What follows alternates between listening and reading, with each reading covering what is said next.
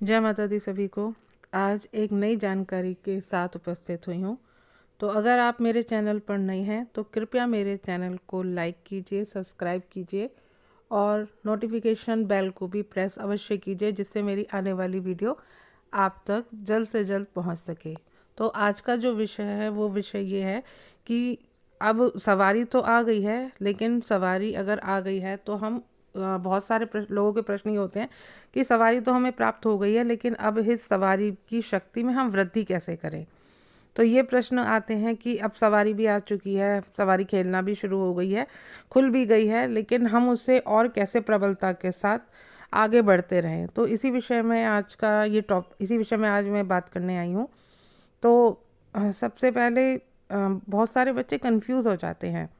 वो क्या करते हैं कि नई नई खोज में लग जाते हैं, नई नई पूजा पाठ या मंत्र जाप करना शुरू कर देते हैं। लेकिन सबसे बड़ी बात है वो ये चीज़ भूल जाते हैं कि जिस भी पूजा के माध्यम से या जिस भी भाव के उससे सवारी हमें प्राप्त हुई है, वो उसी भाव को या उसी पूजा को वो छोड़ देते हैं। वो क्या करते हैं कि नई नई चीज़ें देखनी शुरू कर देते हैं। यहाँ से ये वाला मंत्र कर लिया, वहाँ से वो वाला मंत्र कर लिया। कुछ दिन तो वो करते हैं, बहुत अच्छे से करते हैं, लेकिन धीरे धीरे क्या होता है कि धीरे धीरे उनका मन हटना शुरू हो जाता है और सवारी जो उनके ऊपर प्रसन्न होकर के आई थी, वो अब इतनी प्रबलता के साथ उनके साथ नहीं रहती है जितनी प्रबलता के साथ वो उस समय आई थी। तो इस बात का आप सभी को ध्यान रखना है जिन पे सवारियां आती हैं, कि सबसे पहले उन पूजा को या पूजा अर्चना को नहीं छोड़ना है जिन पूजा अर्चना की वजह से आपके ऊपर आपकी सवारी या आपके इष्ट की कृपा आपके ऊपर हुई है। तो सबसे पहले तो आपको इसी बात का ध्यान रखना चाहिए कि जो भी आप पूजा पाठ कर रहे हैं उस पूजा पाठ को आपको नहीं छोड़ना चाहिए। हाँ, उसमें आपको वृद्धि करने की ज़रूर सोचनी चाहिए। उदाहरण के लिए जैसे आप पहले काली चालीसा का पाठ कर रहे थे, ठीक है, काली चालीसा का पाठ करते करते आपके ऊपर आपके इष्ट की कृपा हुई और उनकी सवारी आपको प्राप्त हो गई। तो साथ ही साथ फिर आपको क्या करना चाहिए, आपको दुर्गा सप्तशती का पाठ नियमित रूप से पढ़ना शुरू कर देना चाहिए। और भी चीज़ें हैं जो मैं आपको बताऊंगी, जिस चीज़ों का आप नियम करके अपनी शक्तियों में वृद्धि प्राप्त कर सकते हैं। जैसे आपको सूर्य को जल, जिनके ऊपर सवारियां आती हैं उनको सूर्य को जल नियमित रूप से देना शुरू कर देना चाहिए। जीवों की, गाय की सेवा शुरू कर देनी चाहिए। ठीक है, नवरात्रि में अच्छे से, बहुत अच्छे से पूजा पाठ करें, कन्याओं को भोग दें, कन्याओं को मीठा अवश्य खिलाएं, जिससे कि उनकी जो सवारियां हैं वो खुश हो पाएँ। नियमित रूप से आपको हवन ज़रूर करना चाहिए जिनके ऊपर भी सवारियां आती हैं।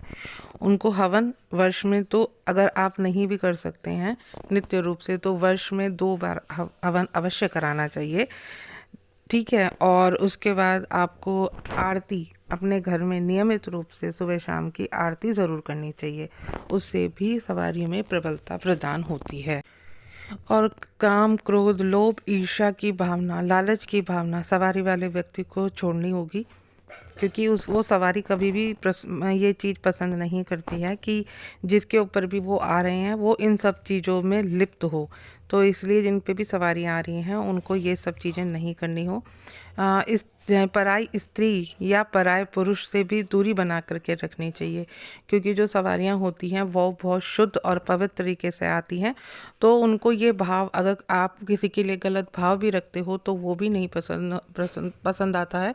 धीरे धीरे क्या होता है कि सवारी आपसे दूर चली जाती है। इसलिए पराई स्त्री या पराई पुरुष, उनसे भी आपको दूरी बना करके रखनी चाहिए। अपने भाव बहुत ज़्यादा शुद्ध रखने चाहिए और जाप और ध्यान ज़्यादा से ज़्यादा करना चाहिए, क्योंकि अगर आप चाहते हैं कि आपकी सवारी में प्रबलता आए तो जाप और ध्यान का एक निश्चित समय आपको बनाना होगा कि इस समय में आपको जाप और ध्यान ज़रूर करना है, हर चीज़ों से हटकर। क्योंकि जो सवारी वाले व्यक्ति होते हैं उनकी जीवन जो है वो इतना आसान नहीं रह जाता है सवारी आने के बाद में। अगर वो ये सोचें कि हम साधारण इंसानों की तरह ही अपना जीवन व्यतीत करेंगे, तो वो फिर जो सवारी है वो धीरे धीरे क्षीण होती चली जाती है।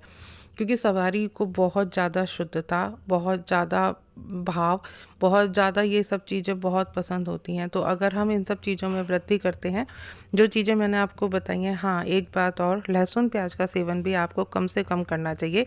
मांस मदिरा का सेवन तो आपको पूर्ण रूप से त्याग देना चाहिए, क्योंकि जिन पे ऊपर भी ये सवारियाँ चलती हैं वो कभी भी इस चीज़ का भोजन पसंद नहीं करती हैं। तो अगर ये आप ये चाहते हैं कि आपकी शक्तियों में वृद्धि हो, तो जो बातें ये मैंने बताई हैं, इन बातों को अवश्य ध्यान दें और ये आप नियमित रूप से करना शुरू करें। फिर आप देखिए किस तरह से धीरे धीरे आपके जो जितनी ये सवारियाँ हैं कितनी प्रबलता के साथ आती हैं और उनके वचन भी किस तरह से सत्य होते हैं। जय माता दी।